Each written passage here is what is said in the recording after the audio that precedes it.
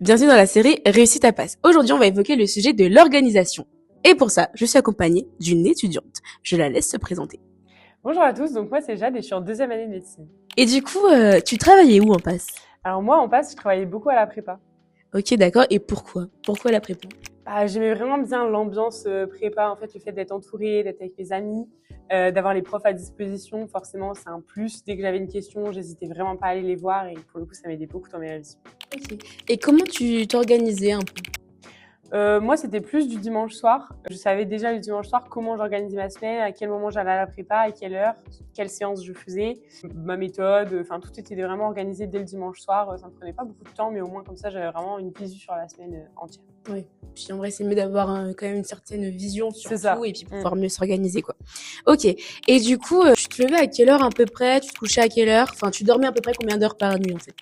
Moi, là-dessus, j'étais assez régulière. Pour le coup, j'ai pas trop changé mes habitudes, que ce soit en période de révision ou dès septembre. Je me levais assez tôt parce que j'étais plutôt du matin. Donc, je me levais souvent vers 6h30. Vers 7h, j'étais à la prépa. Enfin, je me préparais assez rapidement le matin. Et le soir, par contre, je me couchais pas forcément très tard. Franchement, maximum 22h, je devais dormir. Ok, ouais, donc ça te permettait quand même d'avoir un certain nombre d'heures de sommeil, quoi. C'est ça. Alors, du coup, toutes ces heures de sommeil, ça te permettait de travailler à peu près combien d'heures par jour? Ça dépendait des périodes. Forcément, en septembre, je faisais plus de pauses, etc. Au mois de novembre, j'en faisais forcément beaucoup moins. Mais en moyenne, je dirais que je devais être entre 9 et 10 heures par jour. Ouais. Ok, ouais. Donc, c'est vraiment, préparez-vous, hein.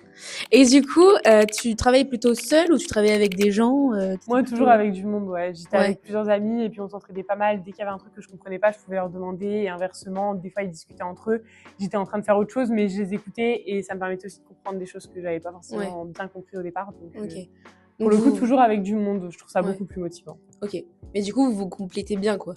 C'est ça. Okay. Et quelle était ta motivation pour réussir ta passe? Je pense que moi, c'était vraiment le fait d'être en fait avec du monde tout le temps, etc. Enfin, je voyais pas forcément le temps passer. J'avais pas forcément de baisse de morale particulière ou quoi. Juste, je me levais, je savais qu'il y avait du monde qui m'attendait le matin, qu'on allait m'envoyer un message si j'étais pas à l'heure ou quoi. Donc, c'était ma motivation. Je me levais, je savais qu'il y avait du monde qui m'attendait, que j'allais passer la journée avec mes potes.